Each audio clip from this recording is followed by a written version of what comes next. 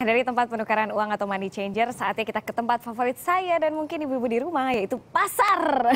Nah, melemahnya rupiah awal pekan ini ternyata juga sebenarnya belum terlalu mengancam stabilitas harga sembako. Tapi meski demikian, ada beberapa komoditas yang sebenarnya sudah mengalami kenaikan harga, tapi akibat mekanisme pasar.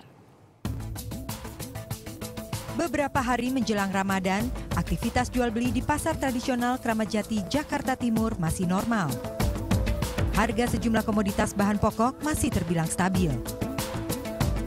Awal pekan ini, harga beras lokal masih berkisar antara Rp6.500 hingga Rp12.000 per liter, tergantung pada jenis dan kualitas beras tersebut. Sementara beras impor Vietnam berada di kisaran Rp7.800 per kilogram. Hal yang tak jauh berbeda juga terjadi pada komoditas telur. Lancarnya pasokan membuat harga telur ayam stabil di angka Rp19.000 per kilogram. Pun begitu dengan harga daging sapi. Daging sapi impor masih bertengger di angka Rp95.000 per kilogram. Sementara daging sapi lokal masih dipatok Rp100.000 per kilogram. Hal berbeda terjadi pada harga daging ayam. Komoditas ini mengalami kenaikan antara Rp5.000 hingga Rp7.000. Sehingga pekan ini harganya berkisar antara Rp38.000 hingga Rp40.000 per kilogram. Adanya kenaikan ini disebabkan mekanisme pasar terkait peningkatan permintaan. Pekan lalu rupiah sempat menyentuh angka 12.000 per dolar Amerika.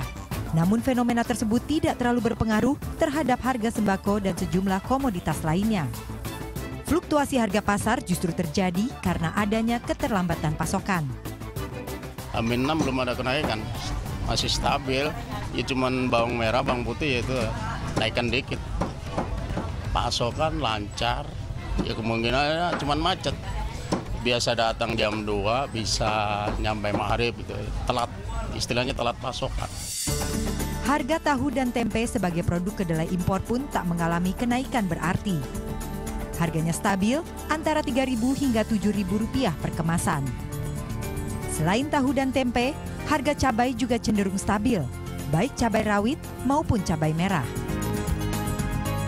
Sementara itu, sejumlah komoditas lainnya mengalami kenaikan, baik produk lokal maupun impor. Nilainya beragam mulai dari 2% hingga 50%. Kenaikan terendah terjadi pada minyak goreng dan gula pasir. Sedangkan kenaikan tertinggi terjadi pada bawang merah, bawang putih, paprika, dan daging ayam. Naiknya sejumlah komoditas tersebut disinyalir terjadi karena mekanisme pasar. Meski demikian, beragam jenis kenaikan harga komoditas tersebut tetap memberatkan pembeli. Ya kita saya belanja 2 hari sekali ya, tapi yang merasa sangat pesat naiknya itu ayam gitu. Ayam sama sayuran. Hampir semuanya naik lah, tahu, tempe, cengkol, sega pete juga naik. Biasanya saya beli satu renceng Rp5.000 boleh, ini sekarang nggak boleh. Hingga saat ini, stok sejumlah kebutuhan pokok masih terjaga.